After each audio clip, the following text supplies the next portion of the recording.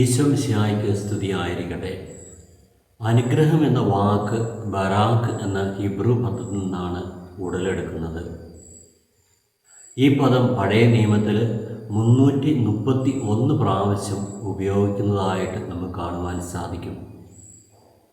ദൈവാനുഗ്രഹം ആദ്യമായിട്ട് കടന്നു വന്നത് ഹരിതമനോഹരവും വൈവിധ്യങ്ങൾ നിറഞ്ഞതുമായ ഈ പ്രകൃതിയിലേക്കാണ്.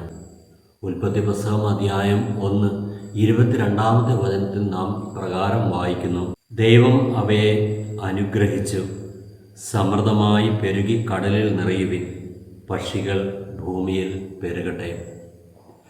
അതിനുശേഷമാണ് ദൈവം തൻ്റെ സൃഷ്ടിയുടെ മകുടമായി സൃഷ്ടിച്ച മനുഷ്യനെ ദൈവം അനുഗ്രഹിക്കുന്നത്. ഉൽപ്പത്തി പുസ്തകം അധ്യായം 12 2-3 വചനങ്ങളിൽ നാം കാണുന്നുണ്ട്. അബ്രാഹാമിനെ ദൈവം അനുഗ്രഹിച്ച് അബ്രാഹമാക്കി മാറ്റുന്നു. ഞാനാകുന്ന വ്യക്തിക്ക് എൻ്റെ ചുറ്റുപാടുകളിൽ നിന്നും ദൈവാനുഗ്രഹം ദർശിക്കുവാൻ സാധിക്കുന്നുണ്ടോ? മാനുഷിക ദുരുപയോഗങ്ങളാൽ നാശം സംഭവിച്ചു കൊണ്ടിരിക്കുന്ന ഈ പ്രകൃതിയെ നമുക്ക് ദൈവസന്നിധിയിൽ സമർപ്പിക്കാം. എൻ്റേതായ സുഖ സൗകര്യങ്ങൾ നേടുന്നതിന് വേണ്ടി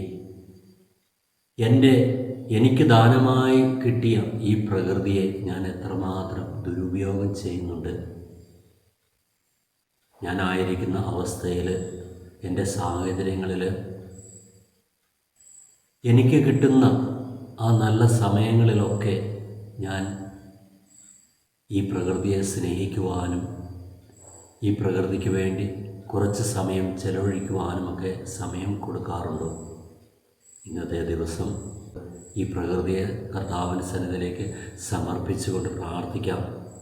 അങ്ങയുടെ അനുഗ്രഹം പ്രാപിക്കുവാൻ എനിക്ക് ദാനമായി നൽകിയ ഈ ഭൂമുഖത്തെ സ്നേഹിച്ചുകൊണ്ട് ജീവിക്കുവാനുള്ള കൃപയേകി നല്ല ദൈവമേ, അനുഗ്രഹത്തിൻ്റെ സ്രോതസ്സായ ദൈവമേ, ഞങ്ങളെ അനുഗ്രഹിക്കണമേ.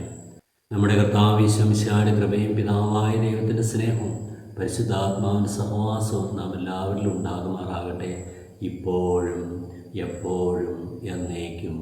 ആമേൻ.